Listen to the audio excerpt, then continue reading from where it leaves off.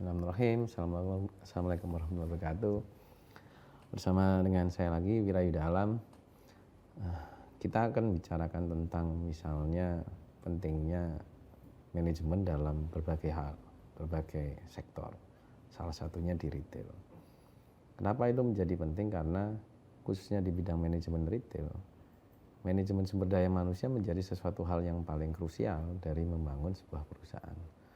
Ketika membicarakan sebuah retail, tentu peran manajemen sumber daya manusia menjadi lebih krusial dan menjadi lebih penting, mengingat itu menjadi ujung tombak dari sebuah perusahaan. Atau bahkan tren yang sekarang disebutkan sekarang menjadi manajemen kapital, bahwa manajemen sumber daya kapital atau human capital itu kemudian menjadi sentral utama dan menjadi aset dan modal utama dalam membangun sebuah perusahaan, khususnya di bidang sektor retail.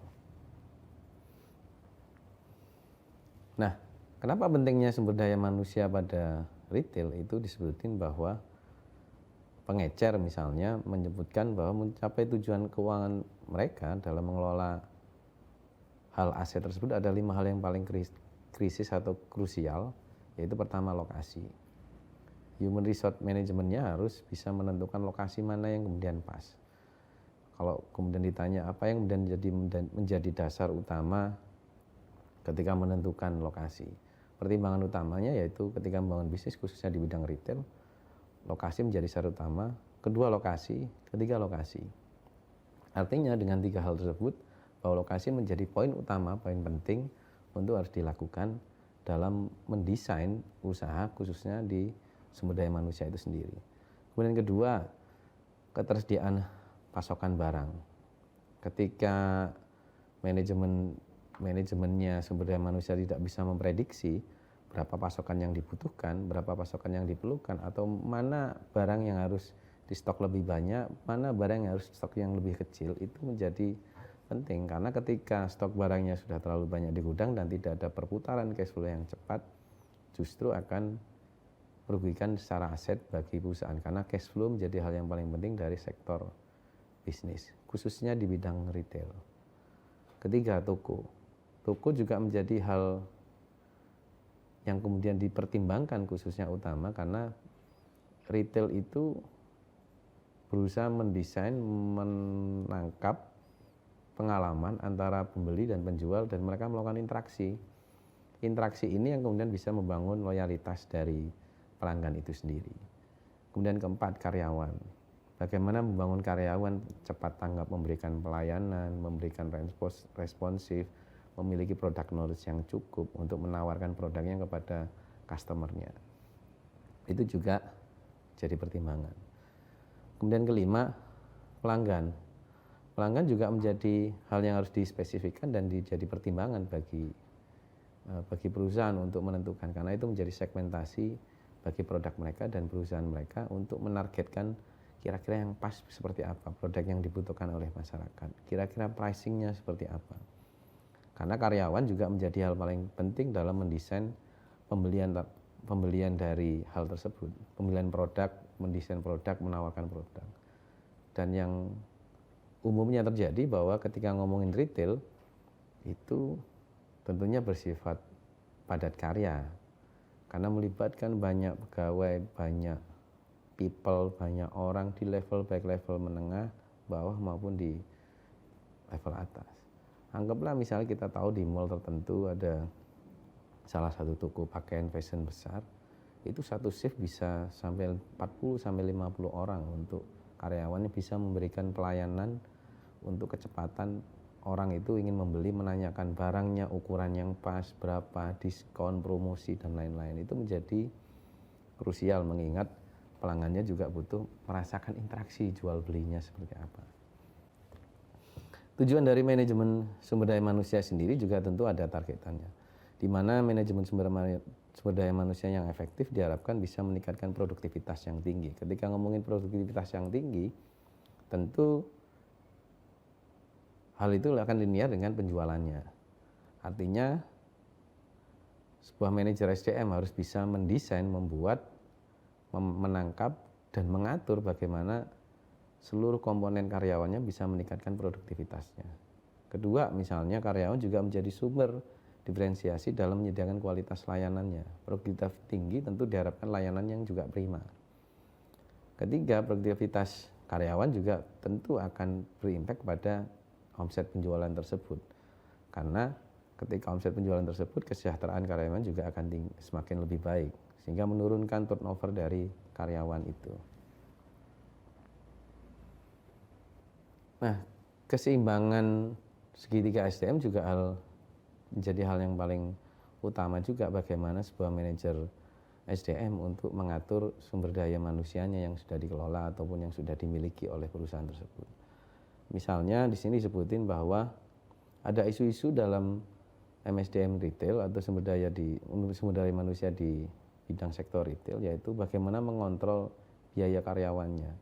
Karena ketika terlalu banyak karyawannya, tentu efek dalam jangka panjangnya fixed cost-nya semakin tinggi. Ketika fixed cost semakin tinggi, omsetnya tidak memenuhi, implikasinya terdekat atau bahkan dalam jangka panjang melakukan pengurangan karyawan yang cukup besar. Dan itu akan beresiko, tidak hanya bagi karyawannya, tapi juga bagi perusahaannya. Beban fixed cost karyawannya juga semakin tinggi. Kemudian penggunaan karyawan yang part-time itu juga menjadi yang paling penting juga, karena bagaimana mengatur kapan menggunakan pegawai yang part-time, kapan menggunakan tidak. Karena tidak semua wilayah tempat itu menggunakan karyawan yang part-time. Ketiga, harus bisa menempatkan karyawan yang pas sesuai dengan latar belakang dan pengalamannya.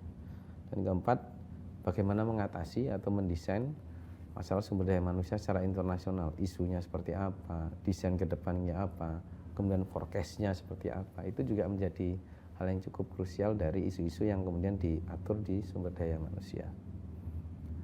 Nah, ini beberapa pekerjaan yang biasanya dilakukan di bisnis retail. Salah satunya ngomongin strategi manajemen, merchandising manajemen, store manajemen, dan administratif manajemen. Di mana strategi manajemen tentu ada beberapa poin, saya akan menjelaskan tentang bagaimana mendevelop sebuah strategi. Bagaimana kemudian di bisnis retail strategi manajemen menjadi penting karena itu menjadi acuan targeting untuk rencana bisnis ke depan dengan strategi-strategi yang sudah ditentukan. Mendevelop strategi yang pas, strategi yang jangka pendek, menengah, dan panjang itu juga menjadi hal yang harus dilakukan oleh perusahaan khususnya di bidang strategi manajemen untuk di sektor retail. Kemudian kedua, merchandising management itu juga ada beberapa poin bagaimana mengontrol inventorinya, kemudian menentukan pricingnya, itu juga menjadi strategi yang harus dilakukan oleh di bisnis retail itu. Ketika pricingnya salah, tentu implikasinya cukup besar, yaitu dengan barang yang tidak bisa diserap oleh publik atau masyarakat. Store management juga menjadi hal cukup krusial juga, karena apa? Karena itu menentukan penempatan store yang pas, itu juga berimplikasi terhadap kenaikan omset. Ketika lokasinya tidak pas, itu juga menjadi problem. Kapasitas produksi atau kapasitas daya simpan storage-nya seperti apa juga. Terlalu besar dan tidak ada tempat untuk diberikan ruang produksi atau barang yang tidak laku, atau kemudian menyiapkan barang stok yang laku, itu juga harus diperhitungkan dari store management. Dan yang kelima dan keempat, administrasi manajemen.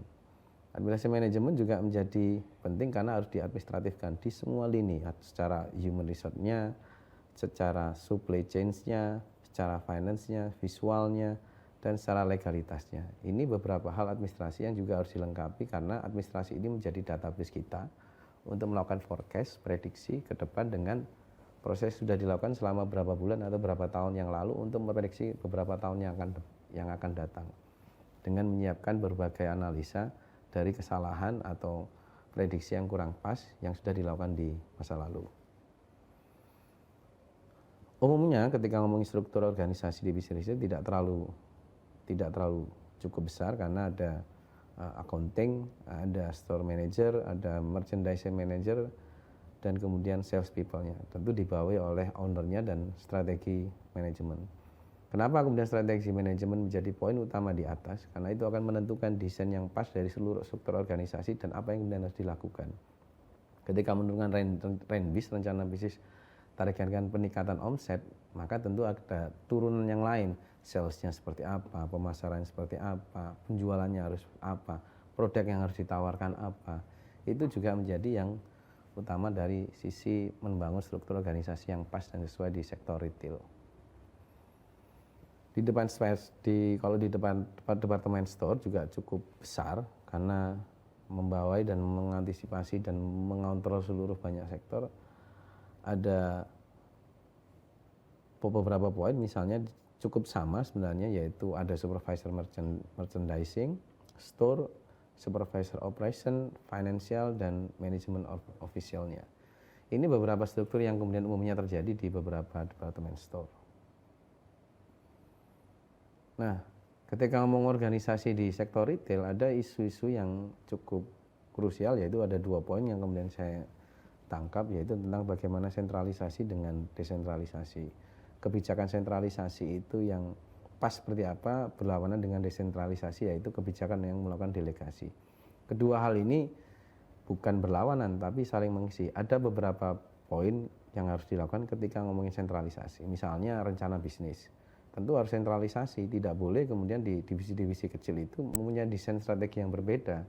Itu perlu dilakukan sentralisasi. Desentralisasi memberikan ruang gerak bagi berbagai divisi atau bagian atau kelompok dari organisasi itu untuk mencapai tujuan itu dengan inovasi dan ruang efek yang lebih fleksibel. Itu menjadi penting. Artinya ketika ngomong sentralisasi dan desentralisasi, itu berbagi terkait peran. Kapan harus kebijakannya sentralisasi, kapan kebijakan yang harus dilakukan desentralisasi. Ini sense dari kepemilikan perusahaan itu sendiri, ownernya, atau di sektor strategi manajemennya.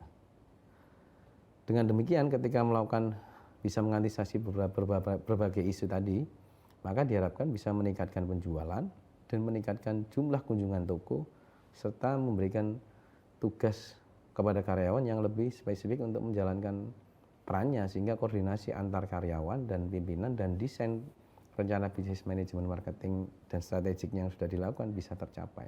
Tentu ketika ngomongin bisnis retail, pada ujungnya adalah meningkatkan omset. Tapi bagaimana omset itu tercapai dan bisa dilaksanakan, dianggap oleh pemilik atau perusahaan dianggap wajar dan bisa dilakukan, itu menjadi hal yang paling krusial di sini.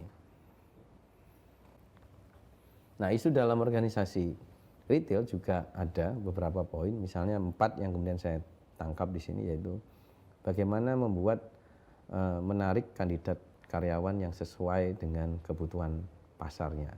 Kemudian mengembangkan bakatnya seperti apa. Karena ketika ngomongin retail diharapkan SDM-nya, human capital-nya itu harus di-upgrade tidak hanya dalam rentan waktu yang jangka panjang tapi juga jangka pendek. Sehingga peran-peran pelatihan, pengembangan bakat itu menjadi penting, termasuk memotivasi karyawan dengan menyelaraskan antara kebijakan dan kebutuhan karyawan dan budaya. Punish reward-nya juga jalan, sehingga ketika karyawan itu produktivitasnya tinggi, dia juga bisa mendapatkan haknya sesuai. Begitu pula kewajiban yang harus dilakukan dengan konsekuensi peningkatan produktivitas yang dianggap oleh perusahaan sesuai. Kemudian keempat juga bisa harapannya ketika sudah melakukan 1, 2, dan 3 poin tersebut, bisa menjaga komitmen karyawan tersebut. Dengan cara apa? Ya melakukan promosi, kemudian empowerment, pemberdayaan, dan tidak ada diskriminasi. Itu juga salah satu cara untuk menjaga karyawan itu tetap bisa dan berkomitmen bekerja di perusahaan yang di sektor retail ataupun perusahaan manapun. Nah, itu beberapa poin yang bisa saya sampaikan. Seandainya ada kurang salah kata, saya mohon maaf. Terima kasih. Assalamualaikum warahmatullahi wabarakatuh.